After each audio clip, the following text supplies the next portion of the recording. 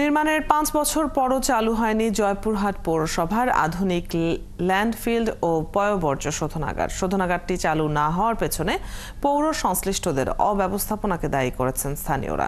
শহর পরিচ্ছন্ন রাখতে দ্রুত শোধনাগারটি চালুর দাবি জানিয়েছেন তারা। মোয়াজ্জেম হোসেনের তথ্য ও ছবিতে প্রতিবেদন। পরিচ্ছন্ন নগর ব্যবস্থা গড়ে তুলতে জয়পুরহাট হিমচি করই কাজিমপুর এলাকায় আধুনিক ল্যান্ডফিল ও পয়ঃবর্জ্য শোধনাগার প্রকল্প হাতে নেয় পৌরসভা কর্তৃপক্ষ।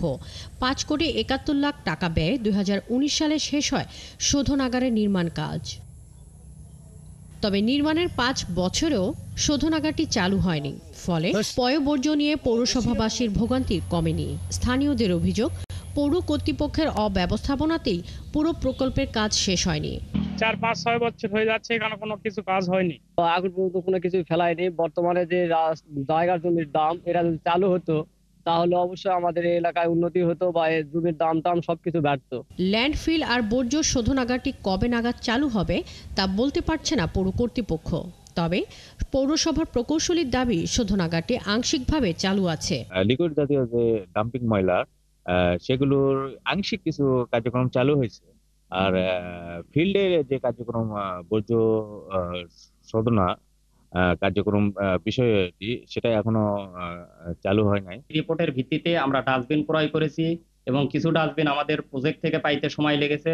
এখন ডাস্টবিনগুলো টোটাল বিতরণ করার পর সোর্স থেকে যখন ময়লা সেপারেশন হবে, তারপরে এখান থেকে আমাদের গাড়ির মাধ্যমে আমাদের স্যানিটারি ল্যান্ডফিলে যে ময়লা পচনশীল অংশে পচনশীল ময়লা ড্যাম্পিং হবে এবং অপচনশীল অংশে অপচনশীল ময়লা ড্যাম্পিং হবে। এদিকে জনগণের সমস্যার কথা বিবেচনায় নিয়ে দ্রুত শোধনাগারটি চালু করার আশ্বাস দিয়েছে পৌরসভার এক কাউন্সিলর। প্রশাসনিক কর্মকর্তা আমাদের জয়পুরহাট পৌরসভার দায়িত্ব নিয়েছেন। ওনার সঙ্গে আমরা আলাপ আলোচনাতে আমরা যদি ওটা ব্যবহার করার মতো উপযোগী হিসেবে নিতে পারি, তাহলে আমরা ওইখানে এটা রাখবো। শহর পরিচ্ছন্ন রাখতে কোটি কোটি টাকা ব্যয় নির্মাণ শোধনাগারটি অবহেলায় ফেলে না রেখে দ্রুত চালুর দাবি জানিয়েছেন স্থানীয়রা। শাকিলা শম্পা, ৭১।